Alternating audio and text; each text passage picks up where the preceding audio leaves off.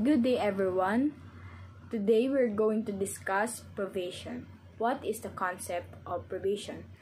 Ano nga ba ang probation? Probation is a test kung saan ibinibigay ito sa mga taong nako-convict or pwede din sa mga taong hindi pa nako-convict.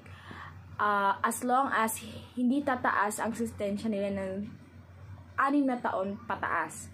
Ngayon, ano ba nga ang probation? Ito ay isang alternative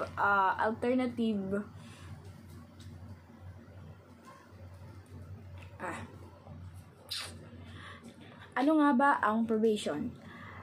Ang probation ay isang alternatibo na ibinibigay sa mga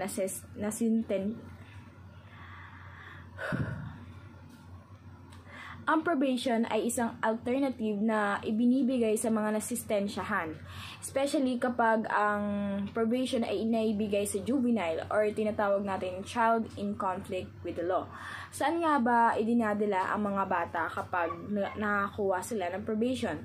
Sila ay binibigyan ng permiso o idinadala ng nakathala na mga officer sa kanilang mga bahay at sila ay ino-obserbahan, they're being observed at tinetest kung ang behavior nila ay magbabago or hindi. Kung sino man ang officer na nagdala doon sa bahay ng ng bata doon sa bahay, siya din ang magdadala pabalik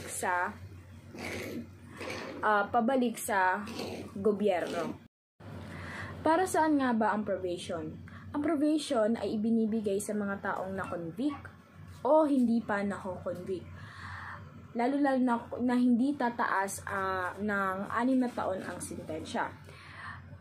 Pwede pa rin ba silang makalabas gaya ng ginagawa ng iba?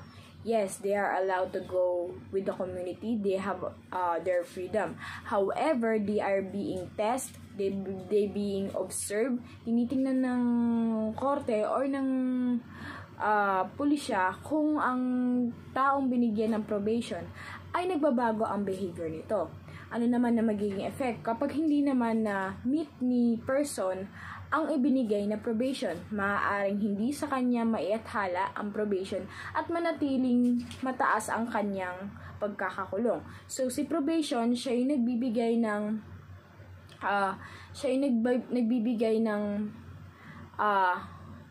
nagpapababa ng sentensya ng tao, lalo na kung mataas ang krimen na ginawa nito.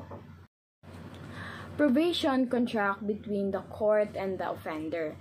So, si probation, it is not only prevents further imprisonment, it also give the person to continuously work outside. And they are being observed, they are being tested if their behavior or their attitude will change. If ever that nakagawa sila ulit ng bagong krimen, the probation will remain revoked and ang naipataw sa kanila ay mananatiling mataas at kung ano man yung binigay na yun ay mananatili doon at hindi siya bababa. That's why probation is a test that gives to people if they can actually change based on their behavior and their CGTA or the good conduct or time allowance. Good day, ma'am. I'm John Paul Balanday discussing about 4 essential elements of probation. Number 1, probation is now viewed as a stand-alone sanction imposed by a judge. Sabi dito, yung probation daw ay utos ng judge. At itong probation na sinasabi dito is, ito yung binibigay sa mga offender na para pansamantalang makalaya. Number 2, the offenders remain in the community while serving their sentence. At dito naman, sinasabi dito, ang offenders daw na nabigyan ng probation, kahit na siya ay nasa labas na o naibalik na sa community, habang siya ay nasa community ay kanyang na-serve ang kanyang sentensya. At number 3, while the offenders remain in the community, their freedom is conditional. Dito naman is kahit nasa labas na yung offenders na nabigyan na ng probation is may restriction sa behavior niya na dapat hindi na maulit ang maling gawain niya para hindi na siya may balik sa kulungan o ma-forfeit yung probation na binigay sa kanya, na ang probation is privilege lamang. Number 4, these offenders are supervised by a representative of probation organization who serve as an agent of the court. Dito naman yung offenders nga kahit nasa labas na siya ay may nagsusupervise pa rin sa kanya na agent ng probation organization. Yun lamang po. Salamat. Magandang araw. Ako po si Paul Jericho Laudit. Ang aking tatalakayin ukol sa objectives of probation. Number 1, to protect the community. Ito ay upang protektahan ang komunidad. Ang proteksyon ng komunidad ay isang layunin na ibinabahagi ng probation at para magbigay ng mapublikong proteksyon sa pamamagitan ng pagtulong at pag-iwas sa krimen. To carry out the ordered sanctions imposed by the court. Ito po ay upang isagawa ang mga parusang inutos ng korte na ipinataw ng hukuman, mga inaasahan tungkol sa nagkasala, ang pagsunod sa mga tuntunin at regulasyon ng probation. And number 3, to assist offender to change. Isang pagpapataguyod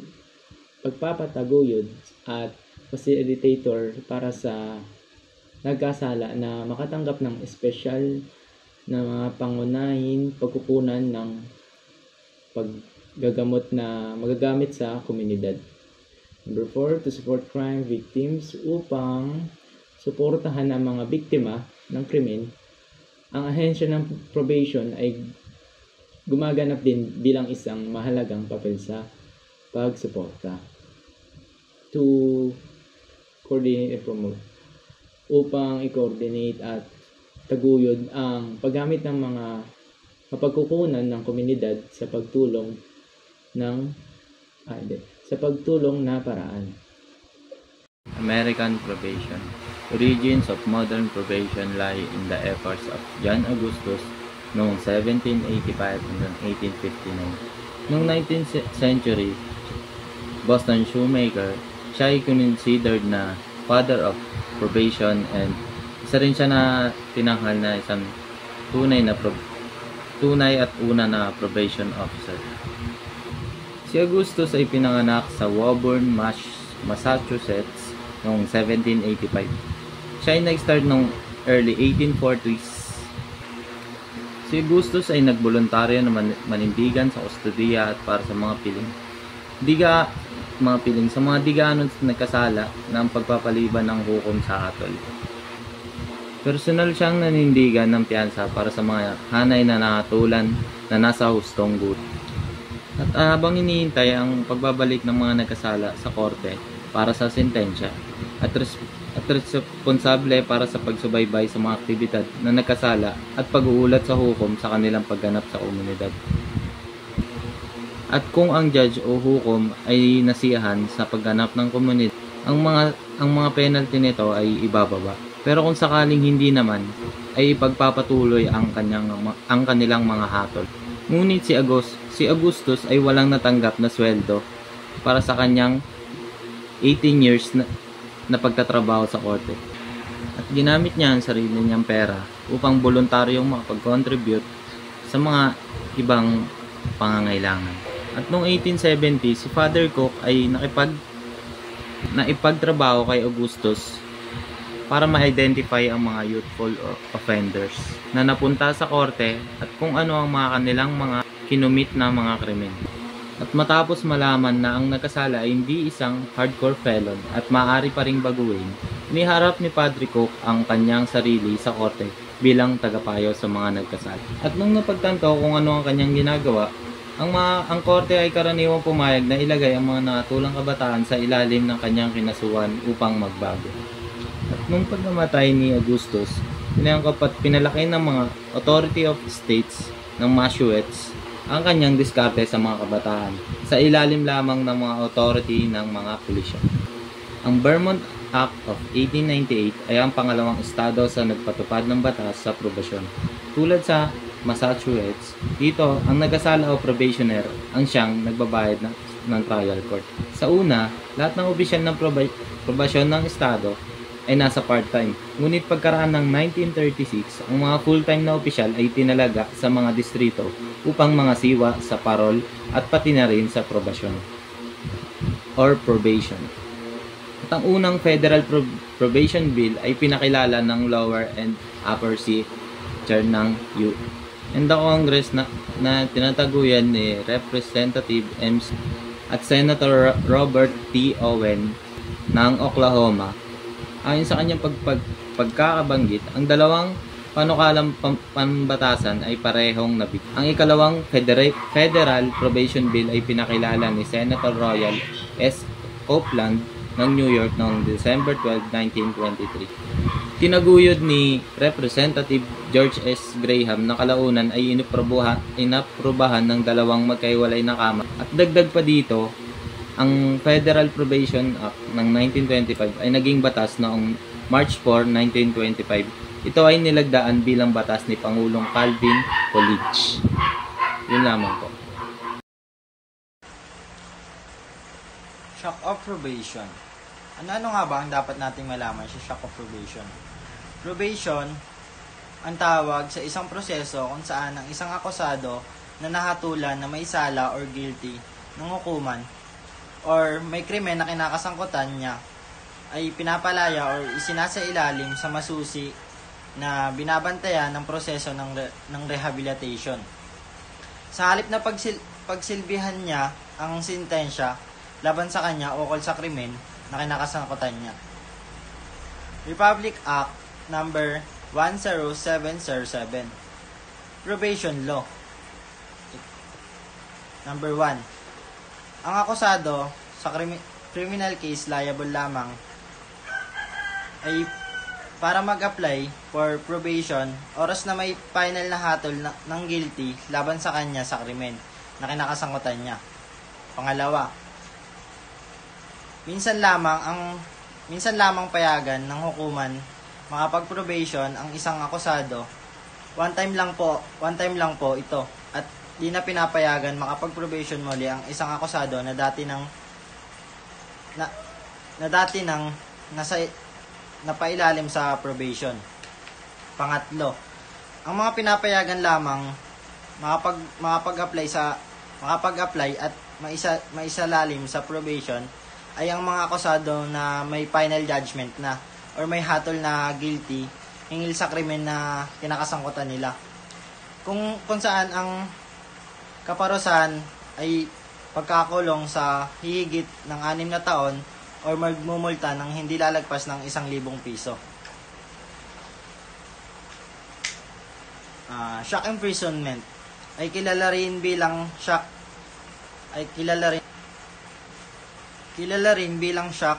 incarceration o boot camp ay isang uri ng panandalian pagkakakulong na naglalayo ng disiplina at responsibilidad sa mga nagkasala.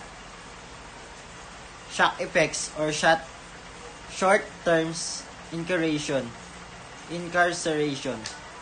Meron tayong 5 klaseng shock incarceration of terms or terms of incarceration. Una dito is behavioral change, increased awareness, access to rehabilitation, community supervision potential for community supervision, and the last is potential for positive outcomes.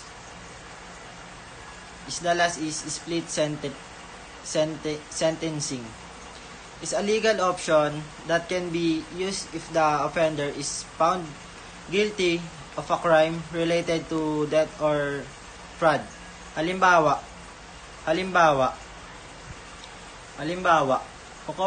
hukom ang isang tao na nagsisilbi ng bahagi ng kanilang sentensya sa kulungan o bilangguan at pagkatapos ay sususpindihin ang natitirang bahagi na nagpapahintulot sa individual na pagsilbihan ito sa probation. The purpose of splitting sentence is to help those who are not guilty or serious crimes, or those who are individual and belong to a low-level criminal group, so that they can be effectively rehabilitated as a community member in the short amount of time possible. Probation po was first introduced here in the Philippines during World War II o nung panahon po ng mga Amerikano po.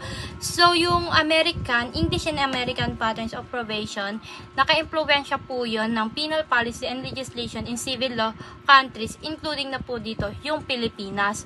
So, yung the enactment of juvenile probation law under the 1932 Revised Penal Code, doon po nag-start yung probation system here po sa ating bansa. So, na-inspired po yung probation movement nung sa Massachusetts po, yung panahon po nung yung law po sa Massachusetts, which is legislature of Massachusetts. Yun po kasi yung first probation law sa Amerika. So, doon nga po na-inspired yung probation law dito sa Pilipinas. Then, yung during the first half of the century, yung Philippine legislature under the American sovereignty enacted, so dito na po na buo or na-enact yung Commonwealth Act number 4221, popularly known as the Philippine Probation Act, which was approved on August 7, 1935. So, dun po, nung panahon na po yun, dun po na-approve yung Philippine Probation Act. Tapos po, para po ma-carry out yung provision na yon, yung act po created a probation office in the Department of Justice. So, under po siya ng Department of Justice. Yung office po na yon ay pinapamunuan po ng Chief Probation Officer na appointed po ng Governor General na may consent po ng Senate. So, nung po na yon, yung probation na po yon was only short-lived. So, nagtagal lang po siya ng 2 years. 2 years lang po yung existence ng na po yon. So, hindi, due to some defects in its procedural framework, it was declared unconstitutional by the Supreme Court on November 16, 1937, after barely 2 years of existence. So, yung reason po, bakit po yung act na po yun ay yung struck down the act as unconstitutional on the grounds that, so ito po yung mga reason nun. Said act encroaches upon the pardoning power of the chief executive or president.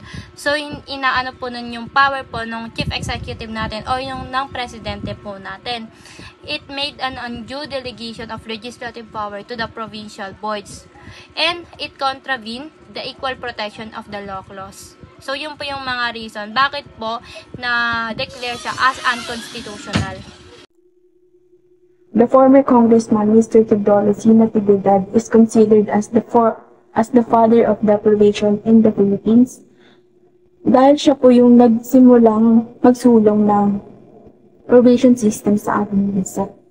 And noong 1975, the NPCI, together with the selected group of 369 jurists, penologists, civil leaders, and social behavior scientists and practitioners, they endorsed the establishment of the probation system in our country. And noong July 24, 1976, the Presidential Decree number 968, also known as the Adult Probation Law of 1976, and it was signed by the former President Ferdinand E. Marcos. Ang purpose po nito is para po yung yung law po na ito is ma-reform po yung offenders and to reduce the recidivism through an alternative to imprisonment. And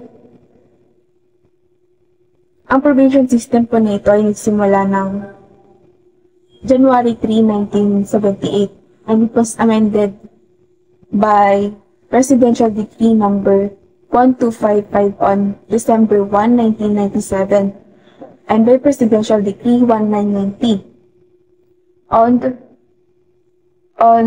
October 5, 1985. And for the last time, it was amended again on November 25, 2015 by RE 10707. That Presidential Decree number 968 po, 3 beses po siya na-amend hanggang po naging Article number 10707 po siya. As amended by PD number 1257 Section 4, ang purpose naman nito is para naman mas mapagtibay po yung law natin. Noong November 1987, the new Administrative Code transferred the functions of supervising parole and pardon offenders from probations administrations. The code also changed the functions of courts, name of the agency, to parole and probations administrations. So, ang sabi dito, noong November 1989, inilipat ang bagong administrative code ang tungkulin ng pangangasiwa sa parole at pardon offenders mula sa trial courts patungo sa probations administrations. Binago rin nila ang pangalan ng ahensya sa parole and probations administrations, PPA, upang may pakita ang pagbabagong ginawa nilang batas.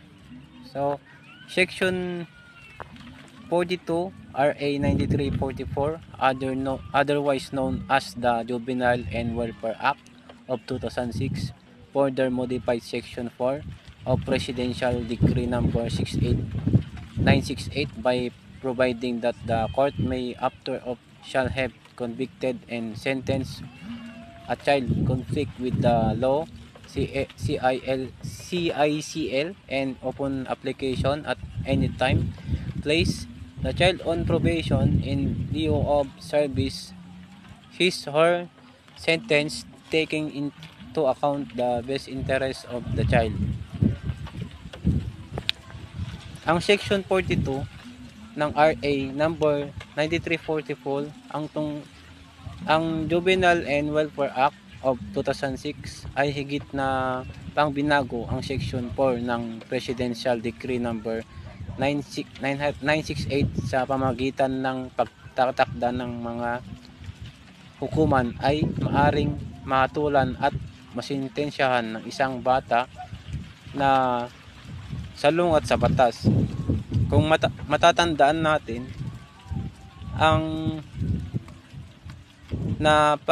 isang bata ay nakapag-commit ng isang crime o status offense ay sila ay immune sa criminal liability o tawagin ay exempted sila pagkakaparusa o pagkakulong gaya na lang ng nakasulat sa batas na makikita sa Section 40 of RA 9344, the Intervention of Diversion Program, na ang child in conflict with the law o CICL ay required na mag-participate pagkatapos mapatunayan na siya ay guilty isang offense nang hindi na dumadaan sa formal court proceeding. Ang example nito ay ang family counseling, education program, environmental improvement, at marami pang iba. Dagdag kaalaman sa Section 6 RA 9344, batang edad 15 at hindi tataas ng 18 years old ay immune sila sa criminal prosecution unless the prosecution find out the child act without discernment o ang ability nalaman ang tama o sa hindi.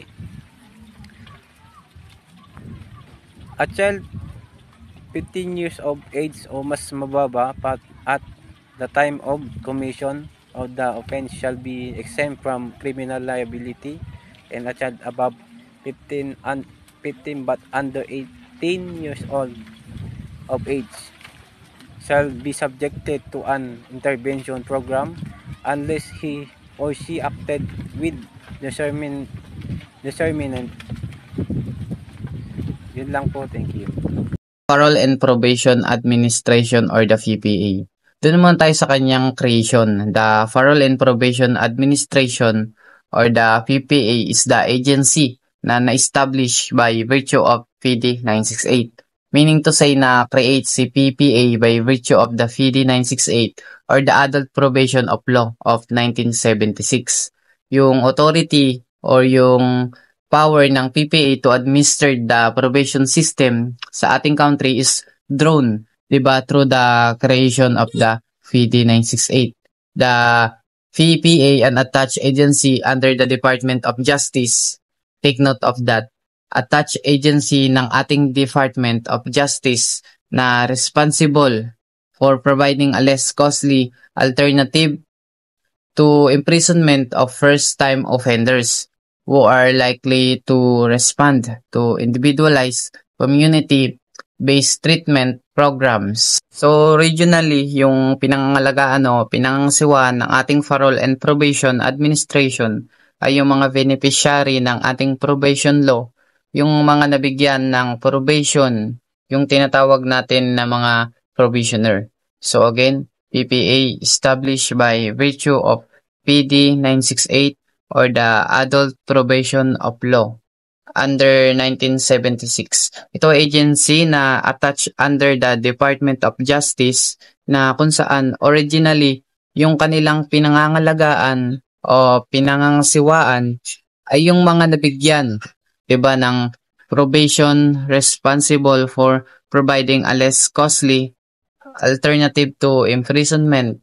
Kasi nga, community-based correction tayo of first-time offender. So, we are referring to the qualified for probation na likely to respond to individual community-based program.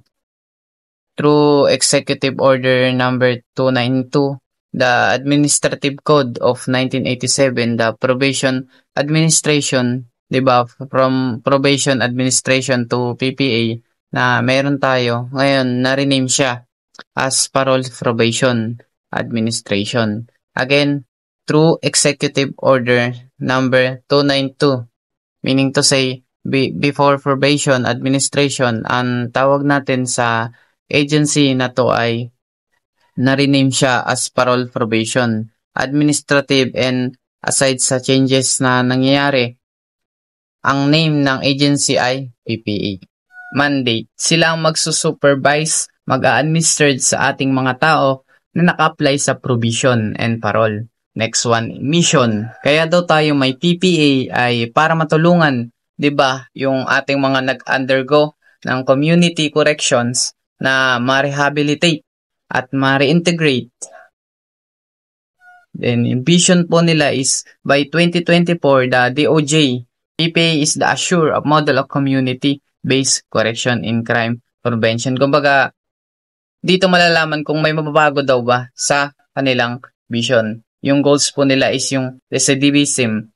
Para daw po mas madaling maintindihan, ito daw po yung paulit-ulit o pagbalik ng paggawa ng krimen. Ito yung goal nila para mabawasan yun, kasi dapat daw na nakakatipid ang ating institutional correction kasi mababawasan yung mga babantayan nila sa loob at ng kulungan kasi nagbigay sila ng base treatment program. And the function of the parole, probation, and administration is to care of the goals of agency through the network of the regional and field parole, which and probation offices perform the following function. Number 1, to the administer the parole and probation system. Number 2 is to exercise supervision over the parole or pardons and probationers. Number 3, to promote the correction and rehabilitation of the criminal offender. This function is to provide and to exercise in the field of the PPA or para probation and administration. And the next topic is the administration of the parole and probation system. Means the program of activities of PPA fall under either the investigation of supervision. Number 1, investigation. Investigation, the PPA undertaking the following function under the investigation mandate. Letter A is to conduct character investigation of petitioner or applicant for the probation for the evaluation by the court. Letter B, to conduct the study in petitioner antecedent mental and physical condition, character, socioeconomic status, criminal record, family and education background, and other aspect of his life. Letter C is to submit to the court of the post-sentence investigation report, which will be basis for the granting or denying the probation. Letter D, conduct pre-parole and executive clemency investigation and submission of recommendation to the BPP. This investigation to the administration of the parole and probation and system. And the next topic of this is number 2 is supervision or supervise under the supervision mandate, the PPA performing the following function.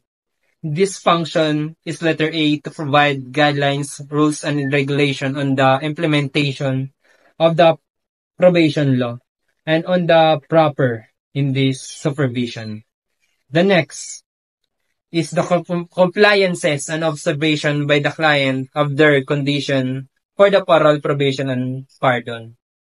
And the letter B is monitoring compliances by the client with said condition and report the same proper authority.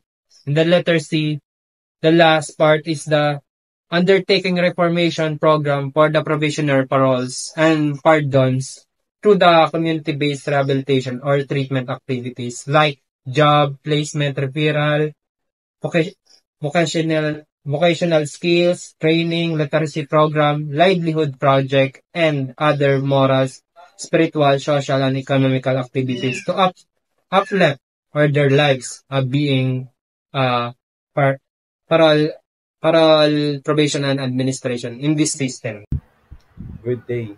My name is Rafael Relano Jr. and this is my partner, Luis Lopez. Our topic is Probational Law of 1976. On July 24, 1976, the Presidential Number Decree 968, is also known as Adult Probation Law of 1976, was signed into law by President of the Philippines by President Ferdinand Marcos. The law goal is to reduce the recidivism and reform the offenders by providing an alternative incarceration is to seek the implement or more humane, progressive penal system in the Philippines. Probation officials, the court, and the Department of Justice, probation administration are important players in the law execution.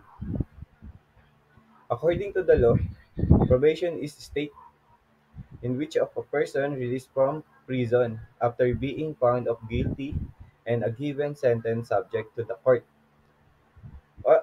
order of oversight of the probation officer, regardless of matter whatever the punishment called are incarceration, or just a fine or probation may be granted following a dependent conviction and sentence that the court may be dependent request award probation, which is exemption of those who are eligible for reward under under the particular legislation of law applies to all criminals.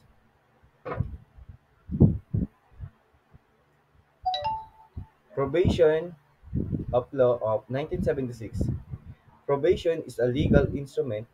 It's a part of administration of criminal justice. Comparatively, new it's a new it's extension of responsibility of the court that the power and duties of the relation officer, the obligation and operation are fixed or authorized by statutory law.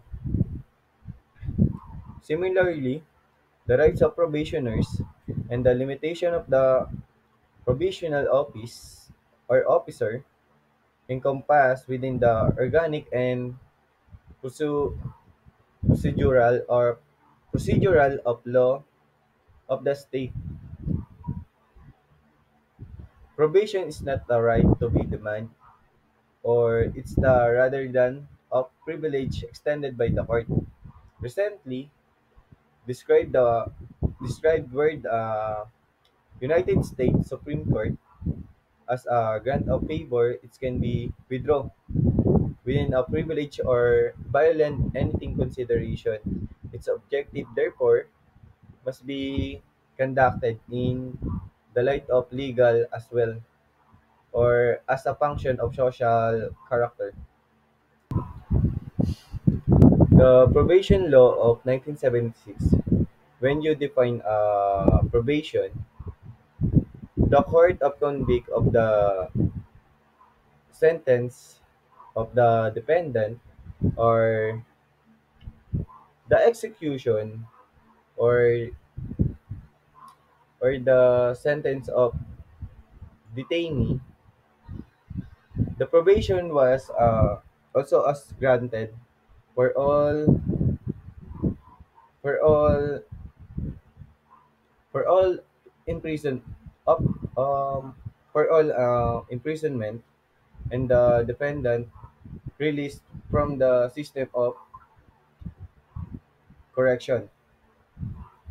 So and now the next topic was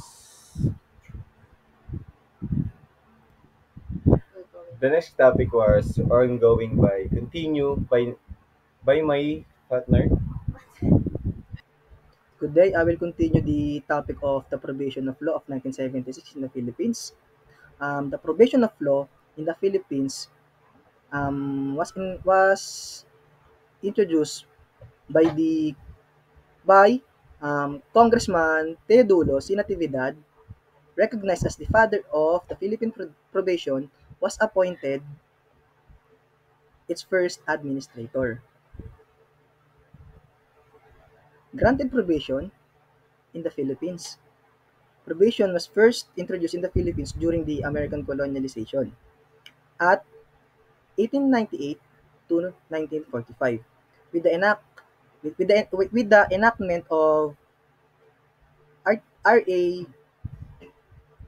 with enactment of Article 4221 on August 7, 1935 by the Philippine legislature. This law created probation under the office of the Department of DOJ.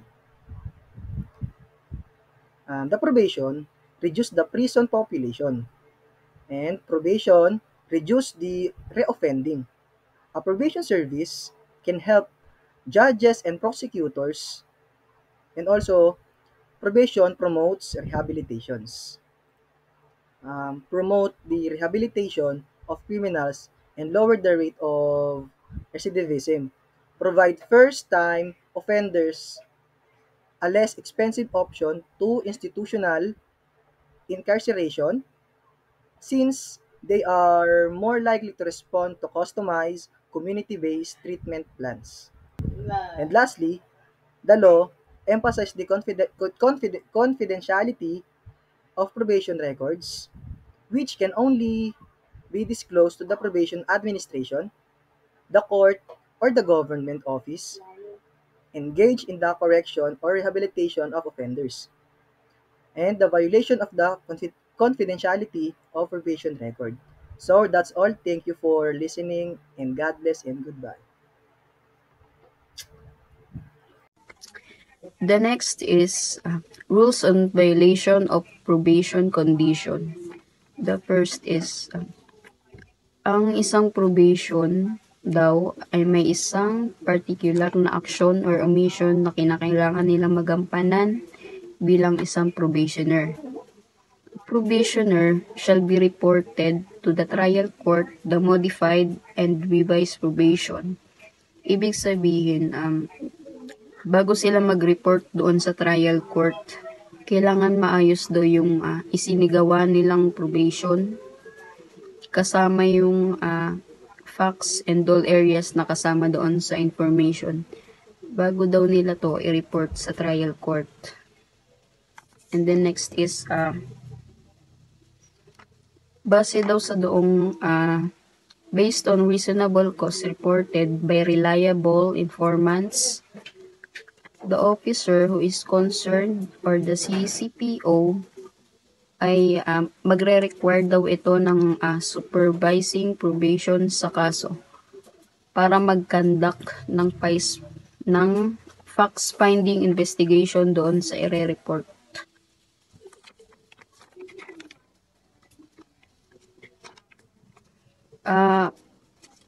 Magkakandak sila ng facts-finding investigation doon sa ine-report na violation para ma-determine nila yung facts. And then next is, after daw nung facts-finding, the supervising probation officer, yung may hawak doon sa kaso, ay magpe-prepare daw ng violation report kasama yung naging findings at recommendation nila. Then isasubmit din sa CCPO for review and approval. Next po is yung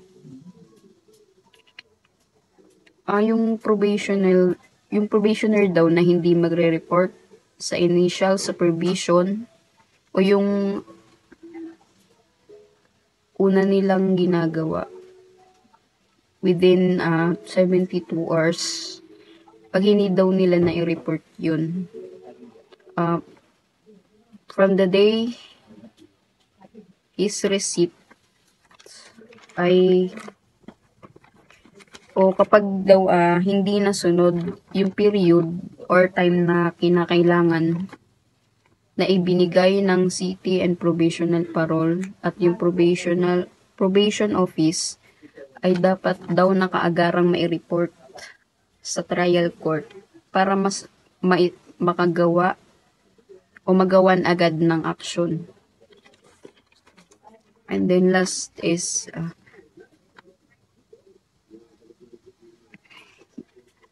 after the said parole and probation office ay kailangan daw mag-file ng violation report doon sa trial court.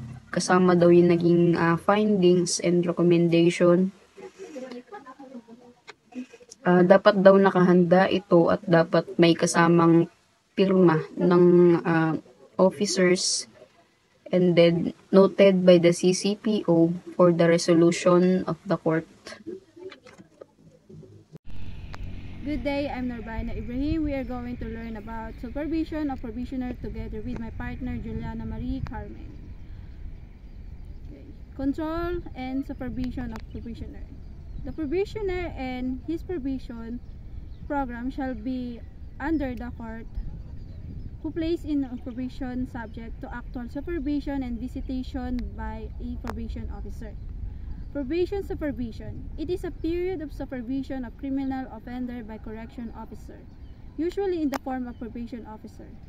A probation officer is a person who oversees probation and parole and helps the offender with the other adjustment in returning to the community after imprisonment. The probation officer monitors the offender during the probation period. The officer also tries to help the offender to adapt the lives and also lawfully way.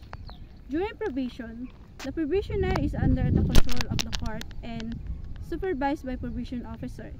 If a probationer violates any of condition of probation, the court may issue a warrant for their arrest. Whenever a probationer is permitted to reside in a place under the jurisdiction, another court control over him shall be transferred to the executive judge of the regional trial court of the place, and in such a case, a copy of probation order, the investigation report. In terms of community safety, the most significant responsibility of probation or parole agency is supervising offender. Underlying this duty are the dual objective of enacting the community and helping the other offender. As we have already learned, these objectives are not always compatible. The objective of probation supervision are to carry out the condition to set forth in the probation order, to ascertain whether the probation is followed said condition, and to bring out the rehabilitation of the probationer and his reintegration into the community. So that's all. The next part is for Juliana Marie Carmen. I'm Juliana Marie Carmen. I'm here today to talk about the continuation of supervision of probationer. Rule on outside travel of probationer. Number 1. A probationer officer may provide permission for a probationer to spend more than 10 days but no more than 30 days traveling outside of his operational territorial authority. Number 2. When a probationer wants to spend up to 30 days traveling outside of the probation office operational territory, they must file a request for outside travel with the relevant officer at least 5 days in advance of intended travel dates. The request must be properly recommended by the Supervision Probation Office on the case and approved by the CPPO. Number 3, a recommendation from the CPPO and court applications must be submitted for approval if the requested outside travel exceed 30 days. A courtesy will be extended to outside travelers who have been gone for a total of more than 30 days over a 60-month period. Outside travel who desire more than 30 days of outside travel during a 6-month period will be considered for courtesy supervision. The request must be endorsed by CPPO and submitted for approval by the trial court. Rules on change of residence and transfer of supervision. Number 1, for this reason, the supervising probation officer will submit the request for permission of the trial court on behalf of the occupational may file request for change of residence with the city of probational parole and probational officer. Number 2, after the transfer of the executive judge of the RTC, the concerned executing judge of the regional, the trial court will have the jurisdiction and control over the probationer and will supervise the city of probational parole information officer in the location where the probationer is located. In the event that such approval is granted, the executive judge will have the jurisdiction and control over the probation that was previously held by the court that grants provisions. Number 3, for the purpose of assisting in the continuation of effective provision and providing treatment for the probationer in question. Copies of the relevant probation order, PSIR, and other investigation and supervision record must be sent to the receiving city of province parole and probation officer in the receiving courts. Probationer absconding. A probationer will be classified as an absconding probationer by appropriate office if they have not reported for first supervision within the allotted time frame, and or if, despite their best effort, their whereabouts have not been discovered or ascertained with a reasonable amount of time. Termination and closing of probation service. When a probationer successfully complete all terms of their probation, such as a community service, counseling, or fines, the process include commutation of probation requirements. The probationer meet all conditions set by the court. Assessment by probation officer. The probation officer evaluate the probationer compliance and progress recommendation for termination.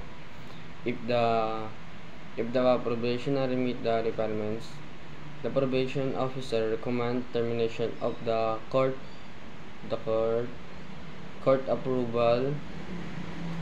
The court approval naman. The court review the case and can terminate the probation if all conditions are met. Closing the probationer case.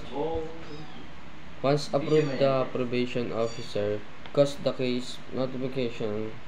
The probationer is informed of the termination once the probation. Typically, a hearing is conducted where the probationer that their probation officer present evidence and arguments to the court. If the court determines that the probationer has successfully completed the condition of their probation and is no longer a risk to subsequently they may terminate to etc. Dito naman sa early termination of probation period, sa those who are suffering from serious physical and mental, ibig sabihin dito may mga disability sila, ma'am, mga taong may malubhang physical na nararamdaman katulad ng mga bingi, pipe, ketong, bulag, mga lumpo, mga nakaratay na, ma'am, iba pa. Kailangan nila mag-comply. Ang decision na mag-grant ng early termination of probation ay batay sa mga kadahilanan tulad ng matagumpay na pagkumpleto ng mga kondisyon ng probation. Kailangan makumpleto na hindi bababa sa 12 o 18 months ng probation bago talagang isaalang-alang na ang motion para sa early termination. Early termination of probation. The procedure of early termination is a probation typically involve filing a motion with the court requesting termination, providing reason for why probation should be ended early, such as successfully completion of requirements, good behavior, and rehabilitation effort. The court will be then review the motion and may hold a hearing to consider. The court will review the motion and may be hold a hearing. Consider the requirement before making a making a decision. It's important to consult the process. It can vary depending on jurisdiction and individual circumstance. Grounds for termination of probation supervision case. The probation supervision period may be terminated on any of the following grounds. Number 1, successful completion of probation. Probationer successfully completes all terms of their probation, such as community service, counseling, or fines. Number 2, death of probationer. Syempre, ayun na nga, pagka namatay ang probationer. Number 3, early termination of probationer. Ang example dyan is yung kapag nagkakaroon minsan kasi ang isang ng sakit, malalang sakit, or nakakahawa. Kaya binibigyan sila ng early termination of probation. Contents of termination report. The City and Provincial Parole and Probation Office shall submit to the trial court a probation officer final report. PPA Form 9. 30 days before the expiration of the period of probation, embodying among others of the following. Number 1, brief personal circumstances of the probationer.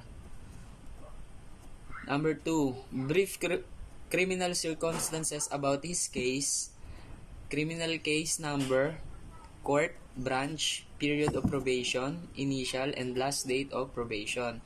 Number 3, prescribed probation treatment and supervision program. Number 4, probationer's response to the treatment plan/program. 5, recommendation to discharge the probationer from probation and the restoration of all his civil rights. Number 6, such other relevant and material facts and information which may be required by the trial court. Termination order. Upon consideration of probation officer report, the court may order final discharge of the probationer, and thereupon, the case is deemed terminated. It was held in Bala versus Martinez et al. 181 SCRA 459 that the probation is not conterminous with its period. Hence, mere lapse of the probation period does not terminate the probation. There must be an order issued by the court terminating the probation. The termination of probation restores to the probationer all civil rights and fully discharge his liability for any fine imposed as to the offense for which probation was granted. The probationer and the probation officer shall each be furnished with a copy of such order, Section 16 PD, number 968, as amended, after actual receipt of the termination order, finally discharging the probationer. The probation office shall formally close the probation case and keep client's case file. Immediately after such closure of the probation case, the corresponding probation records shall be archived, but not after the proper reporting is done. Section 64-65, Probation Rules. Legal effects of final discharge. Number 1. After expiration of the original or extended probation period and based on due consideration of the probation officer's final report, the trial court may order the final discharge of the probationer upon finding that he has fulfilled the probation terms and condition, and thereupon the probation supervision case is terminated.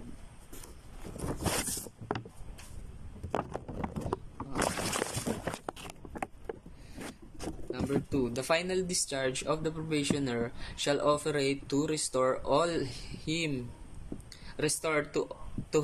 all his civil rights, lost or suspended. as the result of his conviction and to fully discharge his liability for any fine imposed as to the crime or offense for which probation was granted, without prejudice to his civil liability. It is hereby understood that the probationer political rights are not lost or suspended even during the probation period. 3. The probationer and the probation office shall be promptly furnished with copies of such final discharge or termination order. Confidentiality of records of probationer.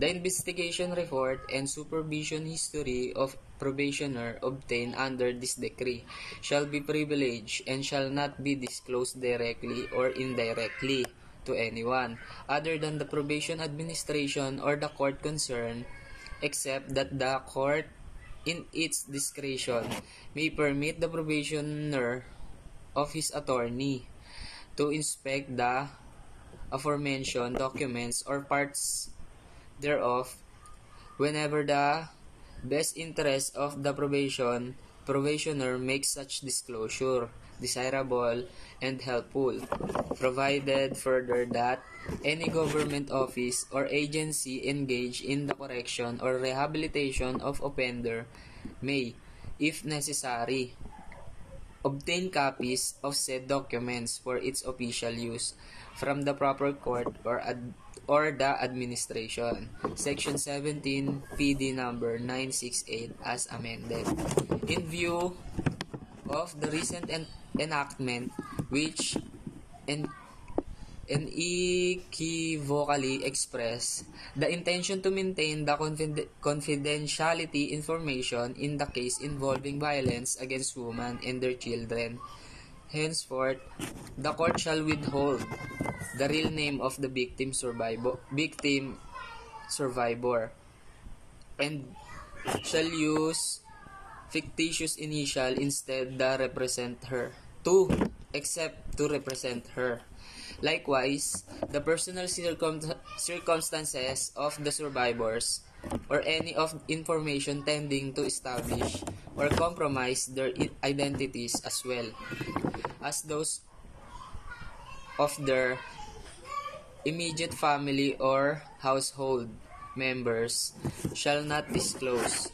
People versus Cabalquinto, GR number 167693, September 18, 2006, citing section 40 of RA number 9262. Good day everyone. I'm Maynard Talagtag and I was assigned to report about the application of probation to CICL and automatically suspension of sentence of a child drug dependent. If a child who is a drug dependent was proven to guilty of an offense which is punishable by the law, automatically the court shall be suspend the sentence without the need of application. If the suspect is 15 years old, less than 18 years old, offense equivalent is if the offense is equivalent to 5 years imprisonment, the child will not be imprisoned until she reached the age of 18. He will be turned over the DSWD or Bahay Pag-asa to atone his crime and do community service. If she will be observed to have a good feedback during rehabilitation, he will be given probation to shorten the year of imprisonment or sentence when the reach